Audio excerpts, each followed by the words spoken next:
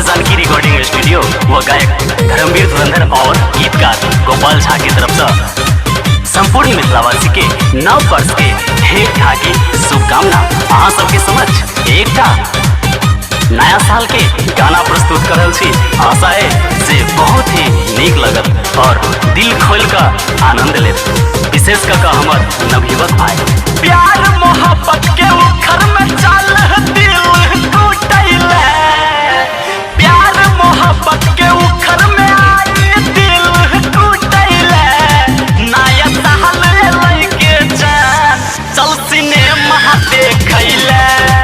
नया साल लैके जान चल सिनेमा देखैले, प्यार मोहब्बत के उखर में आई दिल टूटैले, प्यार मोहब्बत के उखर में आई दिल टूटैले,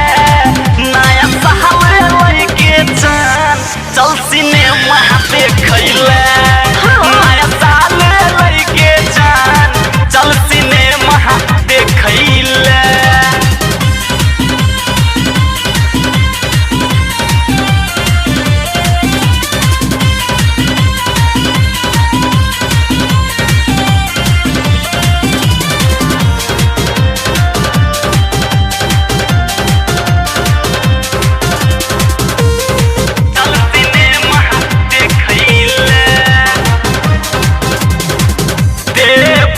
गिफ्ट सुपर हमरा संग चल गे तोरा घूमे बोतर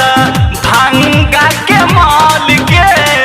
भंगा के माल गे जान दे बहु गिफ्ट सुपर हमरा संग चल गे तोरा घूमे बोतर भंगा के माल गे, हाथ में ग्रीटिंग कार्ड लाका उठै बैठैले, हाथ में ग्रीटिंग कार्ड लाका उठै बैठैले,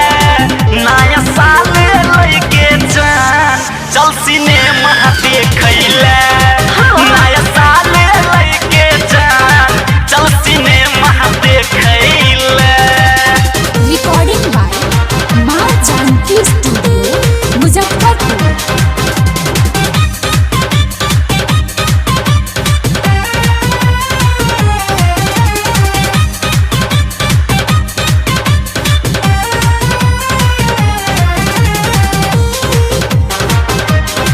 चल सिनेमा देखैले, कहै छी तोरे सँ हम रानी प्यार गे, नया साल में नया विधि सँ करब इजहार गे, करब इजहार गे, कहै छी तोरे सँ हम रानी प्यार गे, नया साल में नया विधि सँ करब इजहार गे, मोदी जी के हजरिया लकलहर लुटैले, 2000 लकलहर लुटैले, नया साल लैके जान चल सिनेमा देखैले, नया साल लैके जान चल सिनेमा देखैले।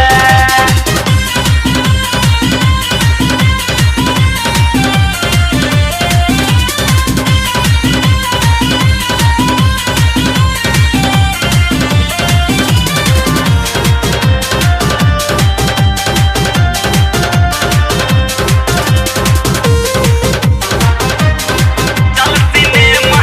देखैले, तोरा छोड़ दिल हम किसी को भी ना दूं, धर्मवीर धुरंधर पर तोरे चला जादू, तोरे चला जानती हो कि नहीं, तोरा छोड़ दिल हम किसी को भी ना दूं, धर्मवीर धुरंधर पर तोरे चला जादू, दीपक गोपाल झा के चल डेरा में हंसुतैले, दीपक गोपाल झा के चल डेरा में हंसुतैले,